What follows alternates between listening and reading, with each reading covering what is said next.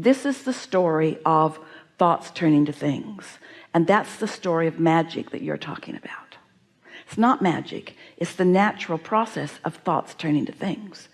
But to peoples who aren't knowing of the creative power of thoughts, then when thoughts are turning to things and the things are just appearing, they think it's magic. But it isn't magic. It's the natural consequence of holding yourself in steady alignment. So this is the best way for you to hear this. Let's say for whatever reason you've been blocking your connection with source, so you don't feel that magic. And we're talking about you and lots of other people. You don't feel that magic. In fact, crappy things are happening all the time. It not only feels not like magic, it feels like black magic. It feels like somebody's working against you. There isn't any of that, but it feels like that. So you decide that you are going to follow this simple offering that we are giving, and you decide you're going to, just for a little while, meditate every day for 15 or 20 minutes. So you manage to sit, you focus upon some sound in the room that requires focus. Esther likes to find the sound of the air conditioner because it's a steady sound, and just isolate it in her mind and just give it her undivided attention. And what she discovers is, by giving it her undivided attention, all other attention just falls by the wayside. And sometimes it takes a little while, because thoughts will come and she focuses on the air conditioner again, and other thoughts will come and she focuses again. So sometimes it takes a little bit, especially if she's really got herself ramped up on something.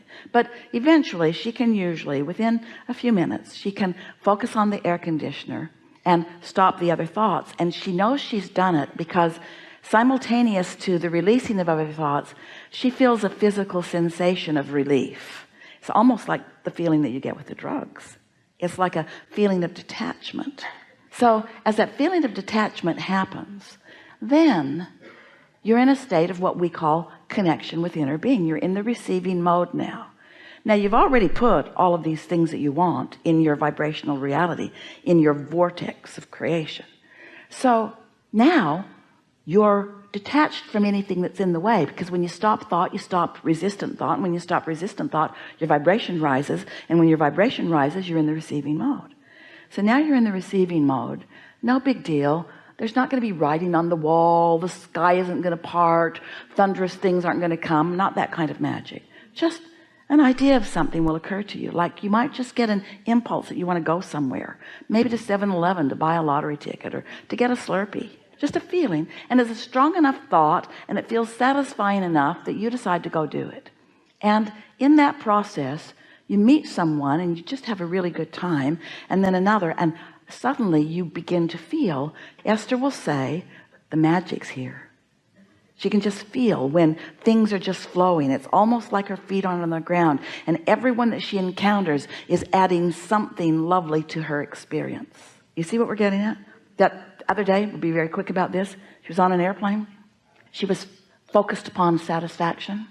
She was on Delta. She was flying first class. Pretty easy to feel satisfaction, but easy to not feel satisfaction. You can find dissatisfaction everywhere you are too. She was pointed towards satisfaction.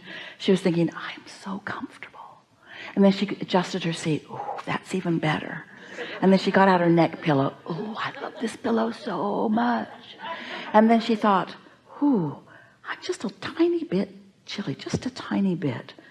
I think I'll get my blanket. Delta gave her a blanket. It was all wrapped up, all fresh and clean and newly pressed. And she took her blanket out and she kind of tucked it up around her. And then she thought, if I put my sunglasses on, I would be even more satisfied. So she put her sunglasses on. Then she settled back into her seat and she thought, And then the flight attendant tapped her on the shoulder, and he handed her a bottle of water that he had put in the microwave and warmed up for her.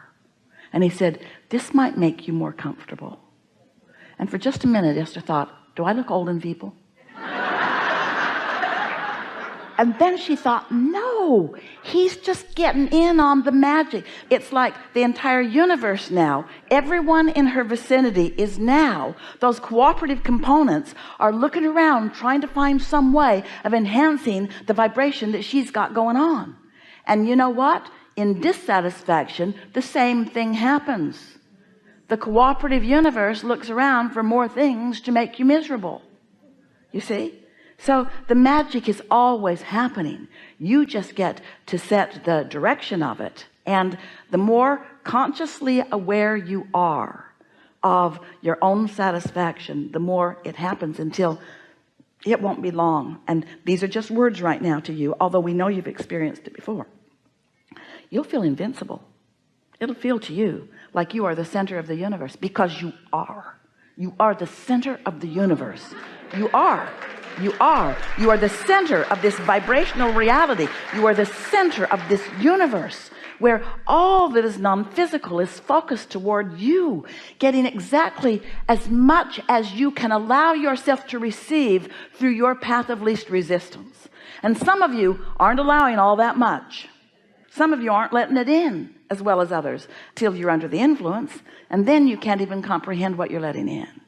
Esther has just received back from the printer. It's going to be a cruise gift on the Alaskan cruise. She might send them to you.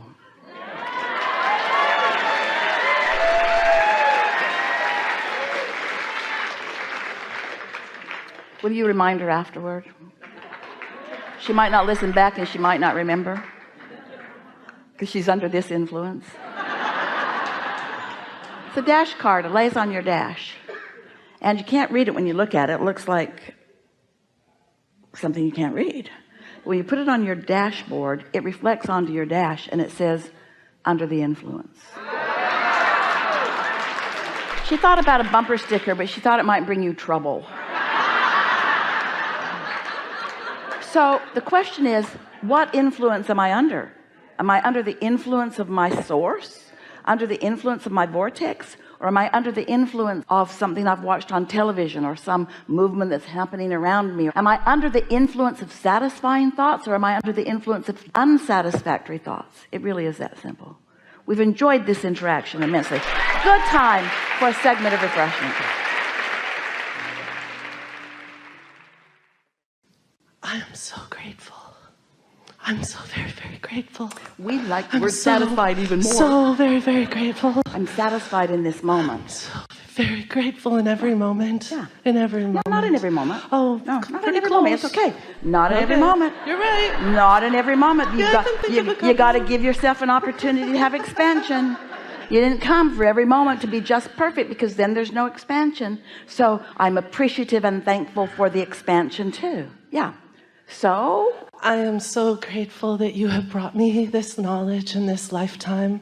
we're happy that you met up with us, and if you weren't a vibrational match, you wouldn't have. So don't give us the credit, take it. I began studying. Oh, thank you. I began studying this material with my children 10 years ago, like it was the most important thing I could ever do in my life. And this week I closed on the house of our wildest dreams, beyond our wildest dreams, because, thank you.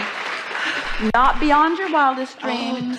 Was though. Mutual with our wildest dreams. Not even wild dreams, just natural, next logical step dreams. I didn't dream those things. I went general, and I didn't think of those But you things. see, oh, it's so good. You don't know what you did. You lived life and you put pieces in, and then those pieces became cooperative components to one another, and it became more than you could even comprehend until you allowed it to manifest.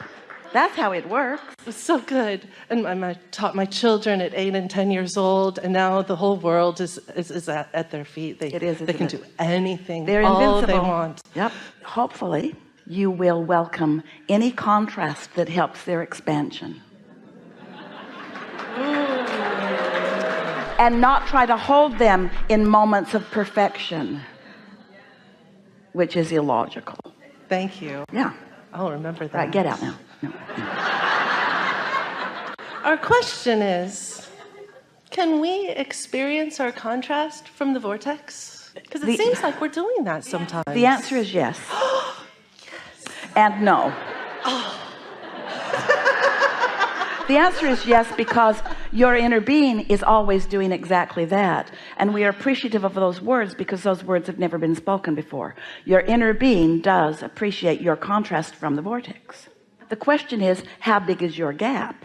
when you put contrast into its relativity with everything, then you are appreciating it. So step one is, which means you launch a rocket and potentially, in fact usually, split yourself up a little bit. Step two is source receives the asking, focuses purely upon it, appreciates the contrast that gave birth to it, becomes it, and law of attraction begins to gather the cooperative components. Step three is, because you want to be satisfied, because it feels good to feel good, you focus as best you can in ways that do allow you to line up with it, so you have that feeling of alignment. Step four is you get really, really good at that. You get really, really good at allowing your vibration to consistently rise to the vibrational equivalency of what's in your vortex, which just means you're more satisfied than dissatisfied on that topic. Step five is what you're talking about. Step five is you're aware that contrast has happened, but you don't feel negative emotion about it because you understand the value of the contrast, and you're no longer using contrasting experiences to beat up on yourself and be dissatisfied with yourself, claiming bogus, flawed premises like I'm not good at this when you are, or like I'm not worthy when you are. But you know, words don't teach, and so we can say these things. In fact, we have been. We can write books about it. In fact, we have been. We can write it all down and you can read it. But until you have experienced contrast, until you have found some way of allowing your vibration consistently to rise and be in concert with what's in the vortex, which usually happens through, if it's happening consistently, through something like meditation, where you've learned a technique to quiet your mind to allow your vibration to rise. So once you have allowed your vibration to rise and you're consciously aware that you were doing just that, and then ideas occur to you and you make the connection, this idea is occurring to me because of my alignment, and then you get to follow the trail of these thoughts so that you have this first-hand, hands in the clay experience of creating your own reality. Then these are just some words that sound like somebody else has got something going on that you don't have going on, which makes you suspect they're probably faking it, or they're better at it than I am, which is not the premise that is helpful, and so forth. It felt like that sometimes, but you instilled much confidence with your words. This is the most simplistic of analogies, so please forgive us, or even better, don't judge us to begin with. It's like riding a bicycle. If you just watched other people ride bicycles and then you decided one day you were going to do it too, and you tipped over and skinned your knees, you could conclude that somebody told them something that you weren't told, that they had some advantage that you don't have, that they've got the magic and you don't have it, and you could be resentful of their success and your perceived failure. But all it is they got on, they skinned their knees, they found their balance because they skinned their knees. And that's what step five is, an appreciation of skinned knees. Yeah. Because the poop to value ratio, Exactly what I said. Esther's been saying on a pretty regular basis, I'll do anything for clarity. I don't mind having an experience that's a little off or uncomfortable if it produces clarity, which it always does, because clarity is so delicious. That's exactly what I said. Yeah. Exactly what I said. That's exactly what I got. And I got so some good contrast. we appreciate you coming and reveling with us. Do you have something new you're asking, or are we just reveling together, which is a wonderful thing to do? We are reveling together. I just thought it'd be so much fun. We've enjoyed it immensely. Yes.